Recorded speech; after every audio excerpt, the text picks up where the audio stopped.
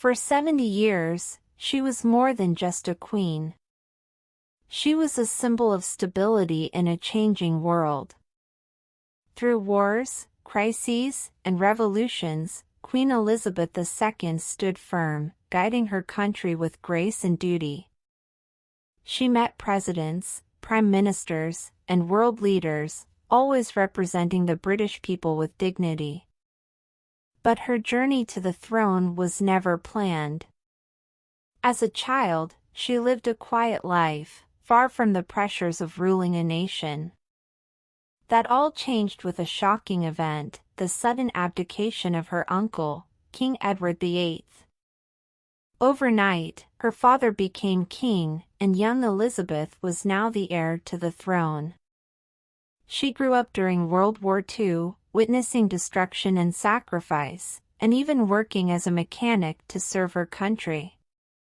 Years later, at just 25 years old, she became queen. No one could have imagined how long and impactful her reign would be. This is the story of Queen Elizabeth II, the queen who never expected to rule but became a legend. Queen Elizabeth II was not only the longest-reigning monarch in British history but also a global icon of resilience, duty, and leadership.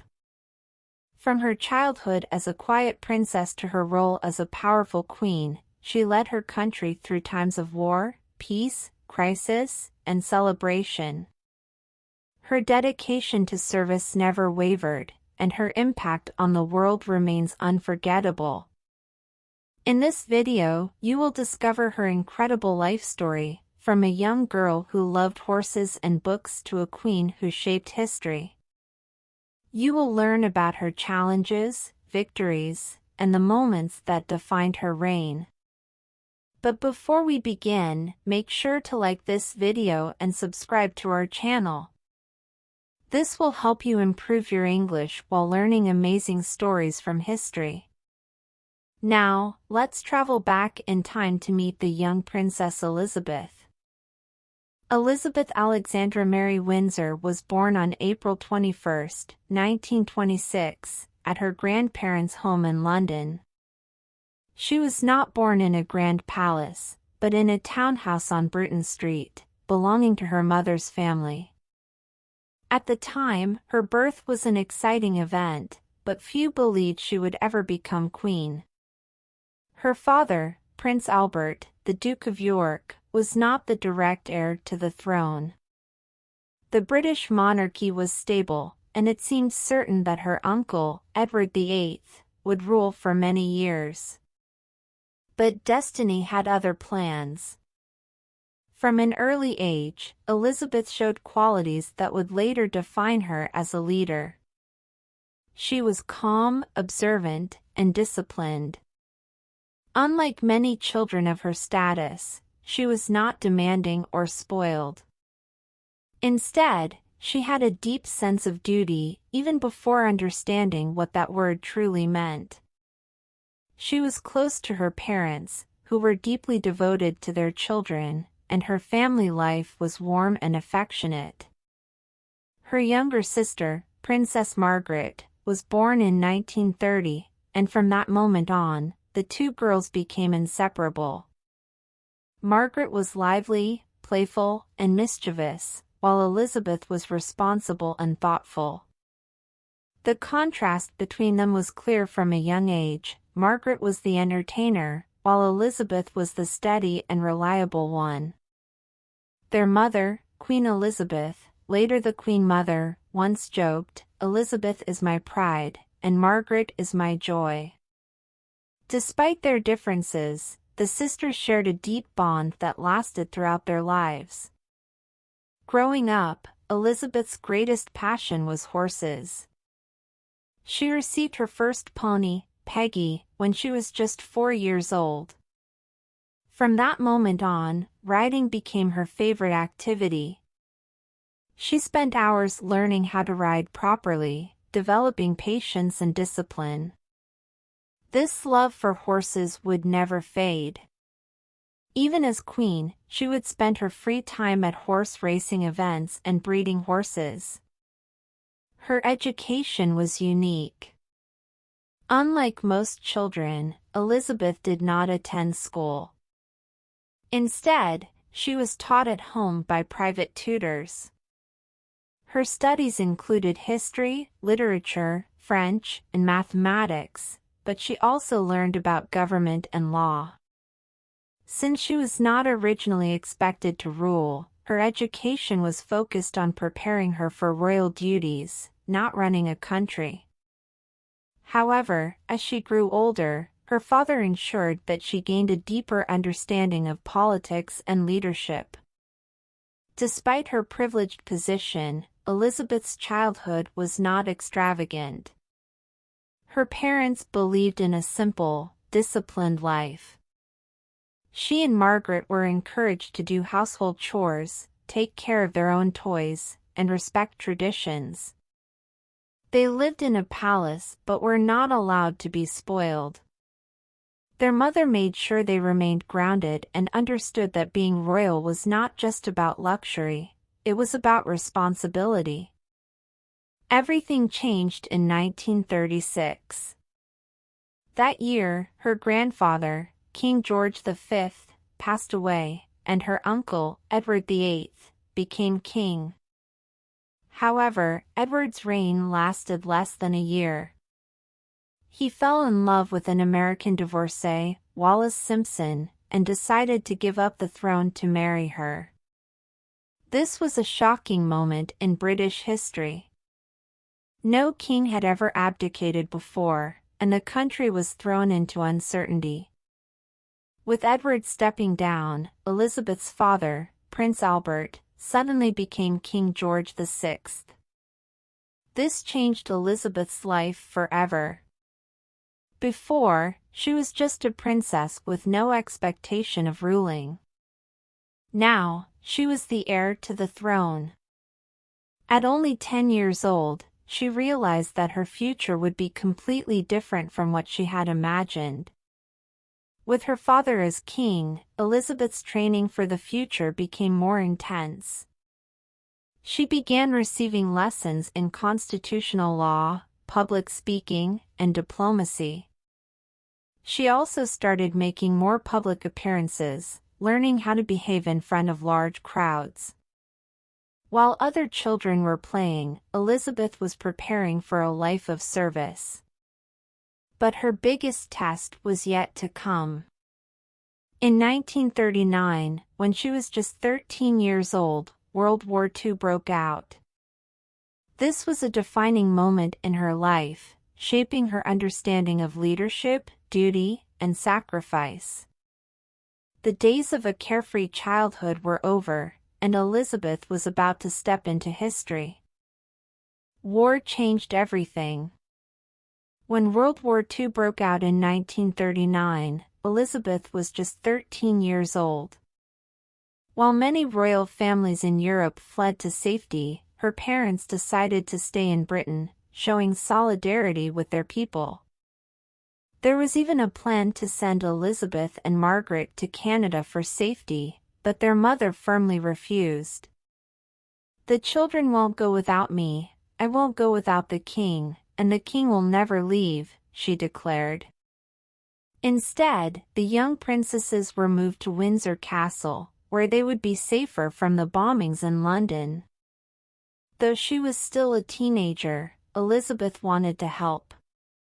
At just 14, she made her first public speech on the BBC's Children's Hour, addressing young people who had been evacuated from their homes. Speaking with calm confidence, she reassured them, saying, "We know, every one of us, that in the end, all will be well." This was the first glimpse of the leader she would become, calm under pressure, comforting in times of crisis. As she grew older, Elizabeth wanted to do more than just speak to the nation. She wanted to take action. In 1945, at the age of 18, she joined the Auxiliary Territorial Service (ATS), becoming the first female member of the royal family to serve in the military. She trained as a mechanic, learning to drive and repair trucks. Dressed in a uniform, with grease on her hands, she worked alongside other young women, proving that she was willing to serve her country just like any ordinary citizen. She wasn't a princess during those hours, she was simply second subaltern Elizabeth Windsor. The war ended in 1945, and Britain celebrated. On V-Day, Victory in Europe Day, Elizabeth and Margaret begged their parents to let them experience the celebrations. For one night, they walked through the streets of London in disguise, cheering with the crowds. It was one of the few times in her life when Elizabeth could be anonymous, just another young woman enjoying a moment of joy. But with peace came new responsibilities. As the heir to the throne, Elizabeth's royal duties increased. She began traveling with her parents, representing Britain on the world stage. On one such trip to South Africa in 1947, she made a speech that would define her life. On her 21st birthday, she spoke to the world, saying, "My whole life, whether it be long or short, shall be devoted to your service." These words would guide her for the next 7 decades. By this time, Elizabeth had also found love. She had first met Prince Philip of Greece and Denmark when she was just 13 years old, and she never forgot him. Philip, a tall, charming naval officer, was different from the traditional royals. He was modern, independent, and full of energy. Despite opposition from some advisors who thought he was too unconventional, Elizabeth was determined. After years of courtship, they were married on November 20, 1947, in a grand ceremony at Westminster Abbey. Their wedding brought hope to a country still recovering from war, and their marriage would last more than 70 years. Elizabeth and Philip soon welcomed children into their lives. Their first son, Charles, was born in 1948, followed by their daughter, Anne, in 1950. Elizabeth was a devoted mother, balancing royal duties with family life. She believed in spending time with her children, even if royal traditions often demanded otherwise. But happiness was short-lived. In 1951, King George VI's health began to decline rapidly. He had always been a quiet, reserved man who never wanted to be king, but he had served with honor. However, years of stress and illness took their toll. He suffered from lung cancer, and despite surgeries and treatments, his condition worsened. Elizabeth and Philip were sent on a royal tour of Africa in early 1952 to represent the king. They arrived in Kenya, excited for the visit, completely unaware that their lives were about to change forever. On the night of February 5, 1952, King George VI went to bed at Sandringham House in England and never woke up. He passed away in his sleep at the age of 56. The next morning, Elizabeth and Philip were staying at a remote lodge in Kenya when the news arrived. Philip was the first to hear, and he gently told his wife, "You are now the Queen." At just 25 years old, Elizabeth's life had changed in an instant. The young princess, who had once lived a quiet life, was now Queen Elizabeth II. There was no time to grieve. Duty called, and she answered. She and Philip immediately returned to Britain. As she stepped off the plane, she was no longer just a daughter, a wife, or a mother. She was a ruler.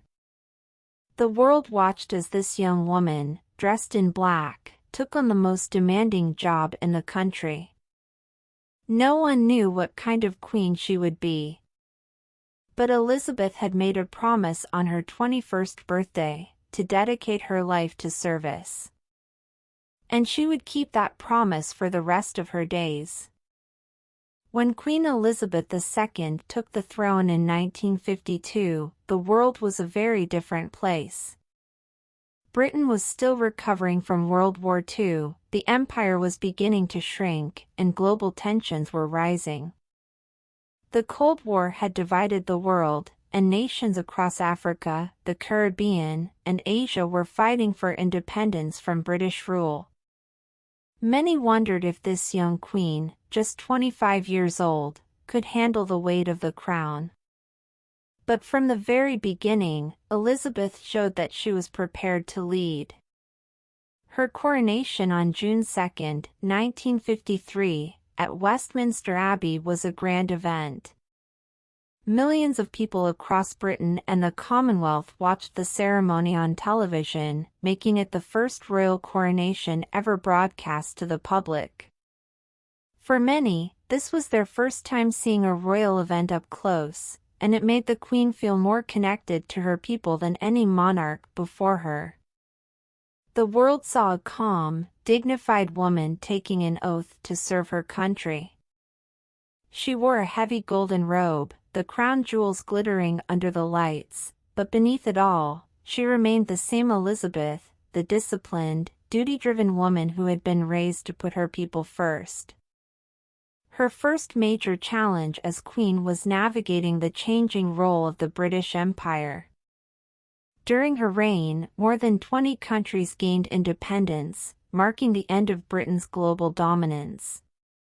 Some leaders feared this would weaken the monarchy, but Elizabeth took a different approach. Instead of resisting change, she embraced it. She traveled across the world, strengthening relationships with newly independent nations.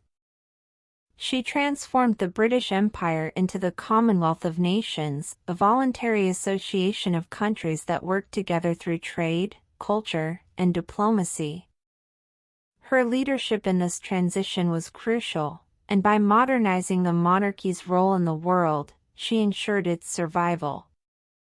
Beyond politics, Elizabeth's reign was also defined by her strong moral values. One of her most significant stands was against racism and apartheid. In the 1960s and 70s, the world watched as South Africa enforced apartheid, a brutal system of racial segregation that denied basic rights to non-white citizens. Many leaders, including British politicians, hesitated to take a firm stance, fearing economic and diplomatic consequences. But Elizabeth was different. She strongly opposed apartheid and made it clear that racism had no place in the Commonwealth. Her position became even more evident in 1986 when she supported efforts to impose economic sanctions on South Africa to pressure its government to end apartheid. This led to tensions with Prime Minister Margaret Thatcher, who was reluctant to take strong action. Reports later revealed that the Queen was deeply frustrated with Thatcher's hesitation, though she never publicly expressed it. Unlike politicians who had to worry about elections, Elizabeth had only one priority: doing what was right. Her commitment to equality was clear, and when apartheid finally ended in the early 1990s, South African leader Nelson Mandela personally thanked her for her support. The two formed a close friendship, and Mandela later called her a woman of great vision, warmth, and humanity. Elizabeth's ability to connect with world leaders extended beyond Mandela. Throughout her reign, she met more heads of state than any other person in history. From Winston Churchill to John F. Kennedy, from Pope John Paul II to Barack Obama, she greeted each leader with respect and diplomacy. Her role was unique, though she had no political power. She influenced global affairs simply through her presence and wisdom. At home, she also had to navigate enormous cultural and social changes. The 1960s and 70s brought a new era of rebellion. Young people questioned traditions, the press became more critical of the monarchy, and Britain itself was evolving. The Queen recognized that the monarchy needed to adapt. She began modernizing the royal family's image, allowing cameras inside Buckingham Palace for the first time. The 1969 documentary Royal Family gave the public a rare glimpse into the private lives of the Windsors. Viewers saw Elizabeth as a mother, a wife, and a real person, not just a distant figure in a palace. Despite her efforts, criticism of the monarchy grew in the 1980s and 90s. The British press became obsessed with the personal lives of the royals, and no one faced more scrutiny than Princess Diana. Diana, the wife of Prince Charles, was beloved by the public for her warmth and charitable work. However, her marriage to Charles was troubled, and the media reported on every scandal, fight, and betrayal. When the couple officially divorced in 1996, the Queen remained silent, as tradition dictated. But when Diana tragically died in a car crash in 1997, the public demanded a response. For the first time in her reign, Elizabeth faced a crisis that threatened the monarchy itself. People criticized her for not addressing the nation immediately. The country was in mourning, and many saw the royal family's silence as cold and distant. The Queen was torn. She wanted to protect her grandsons, William and Harry, from the media frenzy, but she also understood that her people needed reassurance. Finally, she delivered a rare live television broadcast, paying tribute to Diana and expressing her sorrow.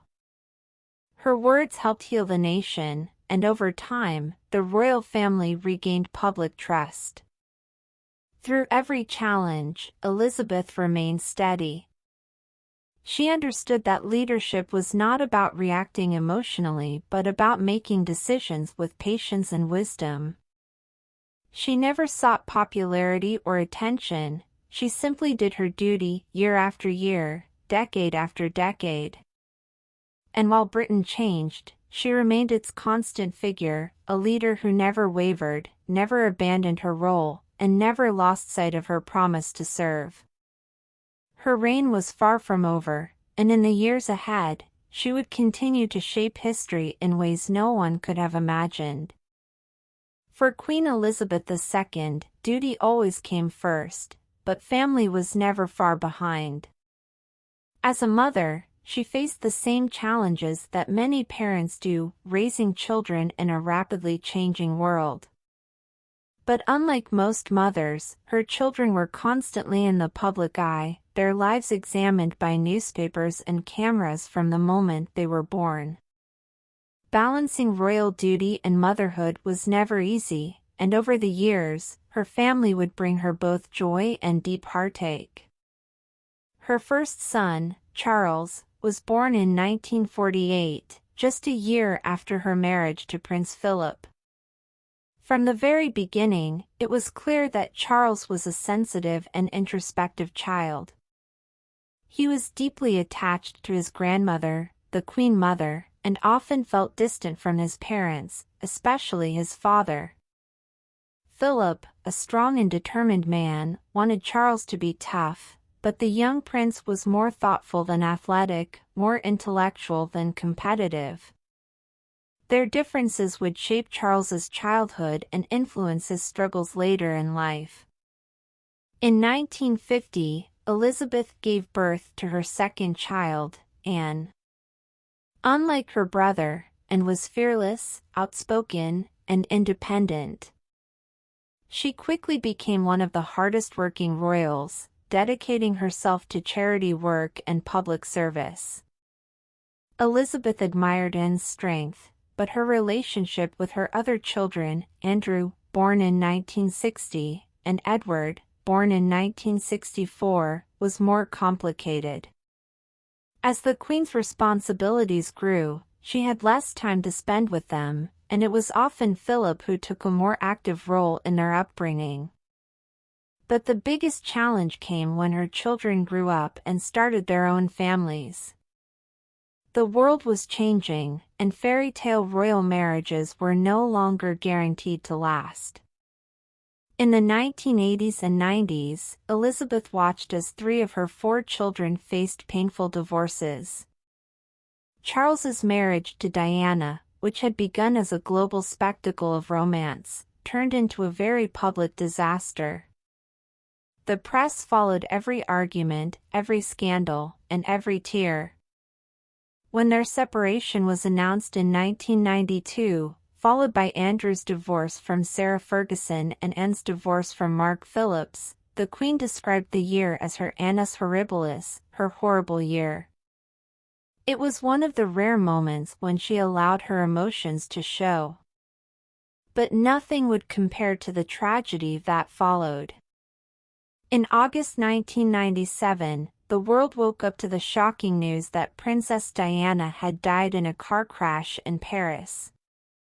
The reaction was immediate. Millions of people around the world mourned her death.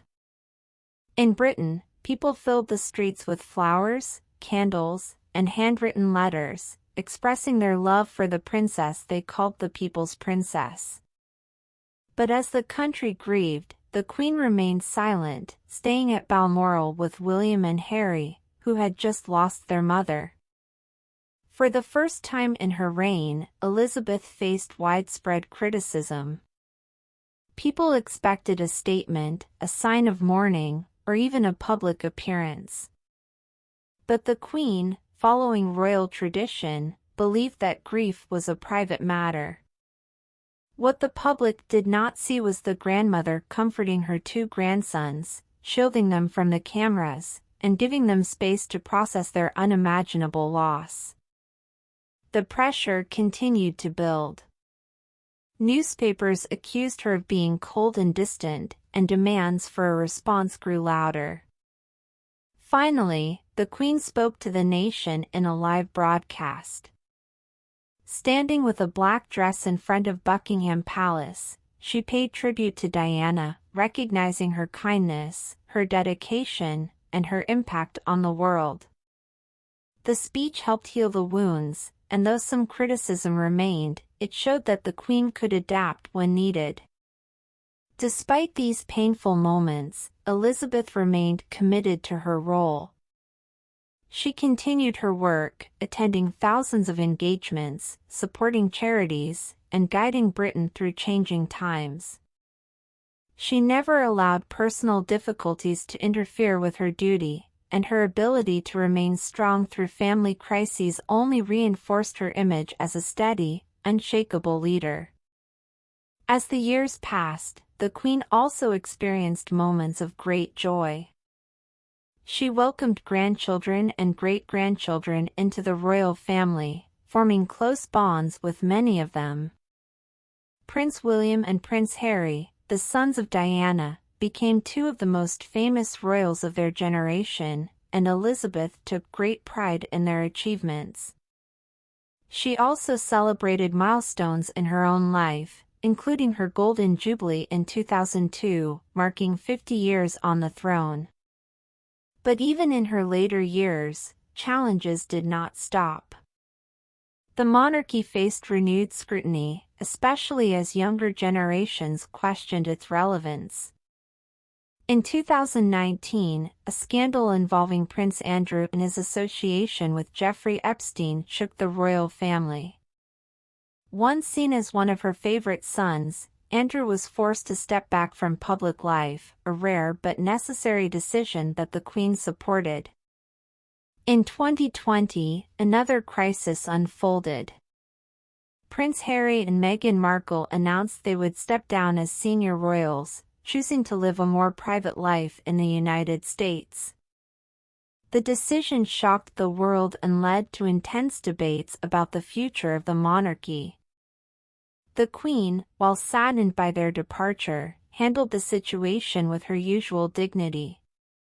She wished them well but made it clear that royal responsibilities came with sacrifices. Through all of these events, Elizabeth never lost sight of her role.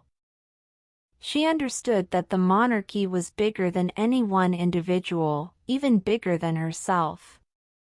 She had witnessed a century of change, adapted when necessary, and held firm when tradition demanded it. Her reign was not just about ceremonies and public appearances, it was about resilience, leadership, and an unwavering commitment to her country. But even a reign as long as hers had to come to an end. The world would soon say goodbye to its longest-serving queen, but her legacy was already secure. She had kept her promise, to dedicate her life to service. And she had done so with dignity, grace, and an unbreakable spirit. As the years passed, Queen Elizabeth II became more than just a monarch. She became a living symbol of continuity and tradition. While presidents, prime ministers, and world leaders came and went, she remained. Her presence was a reminder of history, a connection between past and present, and a steady force in a rapidly changing world. She had taken the throne at a time when Britain was still recovering from World War II, and now, she was leading the nation through the challenges of the 21st century. One of the most remarkable aspects of her reign was her ability to adapt without losing the essence of the monarchy. She embraced new technology, recognizing the power of television, radio, and later, social media, to connect with her people. She allowed cameras into Buckingham Palace, demystifying royal life and making the monarchy feel more approachable. She sent emails when they were still a new concept, made her first tweet in her late 80s, and even participated in video calls during the COVID-19 pandemic. She understood that a monarch in the modern era had to evolve while maintaining the dignity and mystique of the crown. Her diplomatic influence was another key aspect of her reign. While she had no direct political power, her soft diplomacy was invaluable. She met with more than 15 British prime ministers, from Winston Churchill to Liz Truss, and built relationships with countless world leaders. Her weekly meetings with prime ministers remained private, but many later described her as a wise and thoughtful listener. She had witnessed history unfold firsthand, and her advice often carried weight. Her impact went beyond Britain. As head of the Commonwealth, she played a crucial role in maintaining unity among more than 50 nations. She traveled more than any other monarch, visiting over 120 countries and strengthening ties with leaders and citizens alike. Her warmth, curiosity, and ability to make people feel at ease made her an exceptional diplomat. Even in places where the monarchy was questioned, she was personally respected. Her presence at international events was a symbol of stability, and her ability to navigate difficult political landscapes was unmatched. One of the most historic moments of her later reign came in 2011, when she made a groundbreaking visit to Ireland. It was the first visit by a British monarch to the country in over a century, marking a major step in reconciliation between Britain and Ireland. She gave a speech in Dublin, beginning with words in Irish, a simple but powerful gesture that won the hearts of many. Her ability to acknowledge history while promoting peace showed why she was admired around the world. Domestically, she continued to be a reassuring presence during difficult times. Whether it was the 2008 financial crisis, the Brexit referendum, or the COVID-19 pandemic, she addressed the nation with calmness and strength. In 2020, during the height of the pandemic, she delivered a rare televised speech, offering words of hope, "We will meet again." The phrase, borrowed from a World War II-era song, resonated deeply with the British people, reminding them of their resilience in times of hardship. One of the clearest signs of her influence on global culture came in 2016, when Netflix released the series The Crown, a dramatized portrayal of her life and reign. The show became an international success, introducing younger generations to her story and the challenges she faced as queen. While it was a fictionalized account, it highlighted the weight of responsibility she carried, the sacrifices she made, and the personal struggles behind the royal image. Many viewers gained a new appreciation for her strength, and the series reinforced just how extraordinary her reign had been. Her personal life also saw milestones and celebrations. In 2012, she marked her Diamond Jubilee, celebrating 60 years on the throne. The event brought massive celebrations across Britain, with millions taking part in street parties and ceremonies. 10 years later, in 2022, she became the first British monarch to celebrate a Platinum Jubilee, marking 70 years of service. At this point, she had become the longest reigning monarch in British history and the second longest reigning monarch in the world, after Louis XIV of France. The celebrations were a testament to her enduring popularity and the deep respect she commanded. Despite her remarkable energy, age eventually began to slow her down. By the late 2010s, she started reducing her public appearances, gradually passing more responsibilities to Charles and other senior royals. She remained active well into her 90s, still performing key duties and attending events whenever possible. Even as she grew physically frail, her mind remained sharp, and her sense of duty never wavered. In September 2022, the world received news that no one wanted to hear.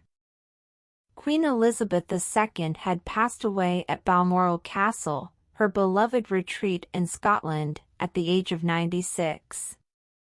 The news sent shockwaves around the world. Leaders from every continent paid tribute, and millions of people gathered outside Buckingham Palace to honor her memory. Britain entered a period of national mourning, and her funeral became one of the most watched events in history. Her death marked the end of an era. She had been the queen for so long that most people had never known another monarch. She had seen the world transform from the post-war years into the digital age, from black and white televisions to social media.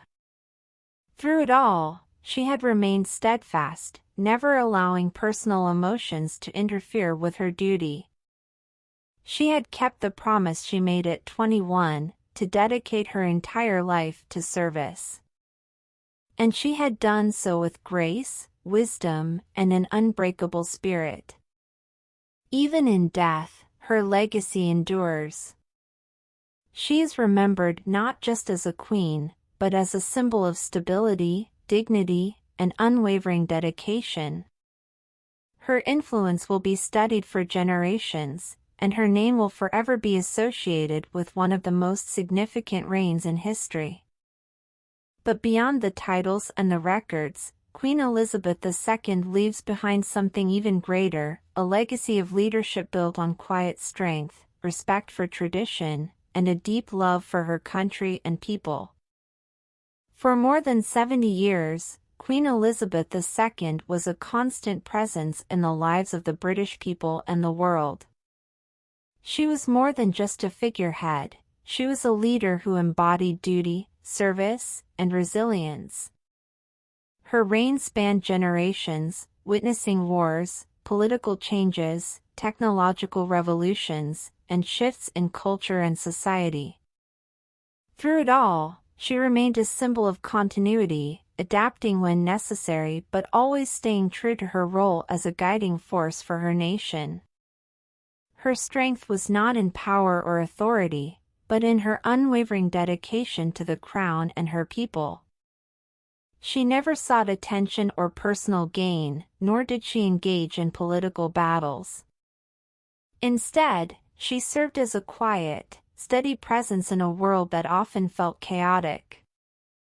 She understood that her duty was to represent stability, to reassure people in times of uncertainty, and to provide a sense of unity in an ever-changing world. Her leadership style was unique.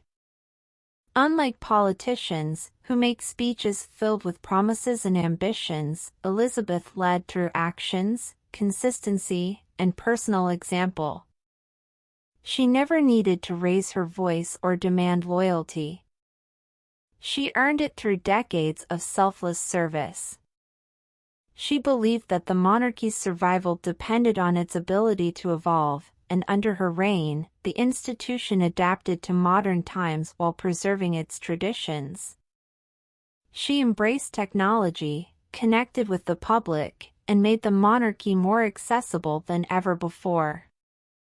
But her greatest strength came from her ability to relate to people, regardless of their background or beliefs. Whether she was meeting world leaders, comforting victims of tragedy, or speaking to everyday citizens, she carried herself with warmth, patience, and understanding. She had an incredible ability to make people feel important, to listen rather than just speak, and to remind them that they were part of something greater. Her impact on history is undeniable. She redefined what it meant to be a modern monarch, transforming the role from one of distant grandeur to one of deep connection with the people. She witnessed the rise and fall of empires, the birth of new nations, and the transformation of society. She built bridges between cultures, promoted peace and unity, and remained a respected figure even in times of controversy. Her passing was not just the loss of a queen, it was the end of an era. Millions mourned her death, not only because of what she represented, but because of the values she stood for. She reminded the world that true leadership is not about seeking power but about serving others. That greatness is not measured in words but in actions. That duty is not a burden but an honor. And now, her story is in your hands. Her words, her legacy, and her dedication to service can inspire you in your own journey. No matter who you are or where you come from, you have the power to make a difference, just as she did. Now, tell me in the comments, what was the most interesting part of Queen Elizabeth's story for you? And don't forget to like this video and subscribe to our channel. This will help you improve your English while learning incredible stories from history. Your future is waiting for you, so go forward with confidence, with strength, and with the knowledge that even the smallest actions can shape history. Do you want to improve your English 20x faster? Whether it's grammar, conversation, or fluency, we have the perfect material for you. Click the link in the description or the first pinned comment and take your English to the next level.